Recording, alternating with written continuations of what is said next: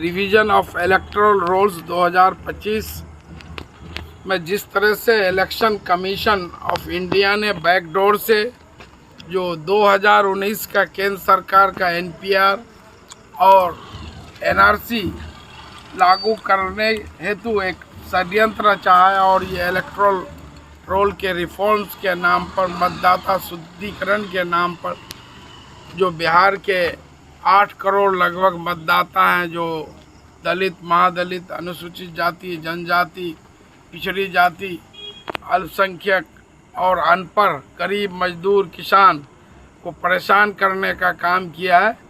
और इसी के विरुद्ध में मैंने माननीय सुप्रीम कोर्ट में आज जो है एक जनहित याचिका PIL पब्लिक इंटरेस्ट लिटिगेशन दायर किया है, जिसमें जो advocate, senior advocate Fauzia Shakeel साहिबा है और एडवोकेट ऑन रिकॉर्ड जो है सागर सिंह जी है, उज्जवल सिंह जी है।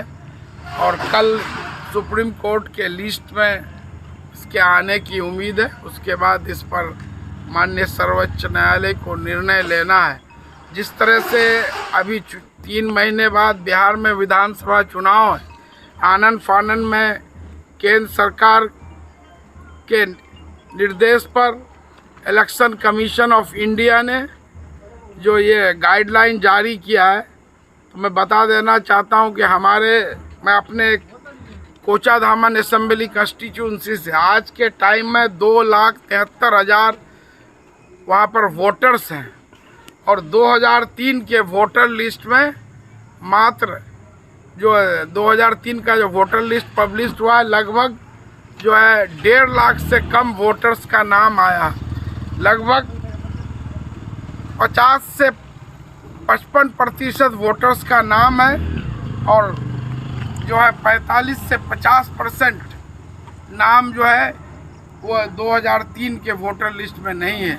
ऐसे सबसे कागजात मांगा जा रहा है। जो इलेक्शन कमीशन का गाइडलाइन है उसमें ये शो करना है कि जो 1/7/1987 से पहले पैदा हुआ है उनको सिर्फ अपना जन्म का प्रमाण पत्र और कहाँ पैदा हुए, कब और कहाँ पैदा हुए।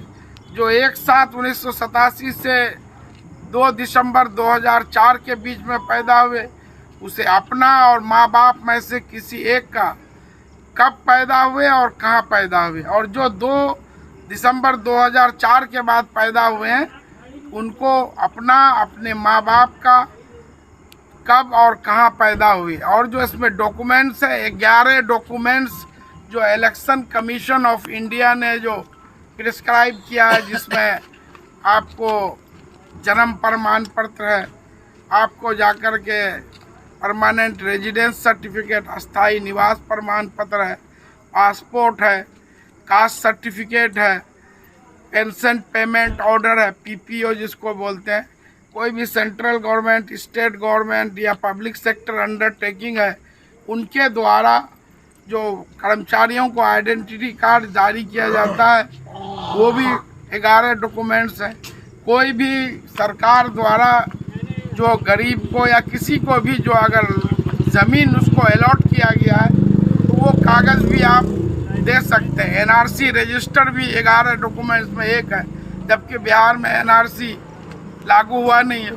फॉरेस्ट रेजिडेंस सर्टिफिकेट, जो आदिवासी भाई हैं जो जंगलों में रहते हैं उनको जंगल में रहने के लिए जो सर्टिफिकेट, वो भी 11 डॉक्यूमेंट्स में एक है।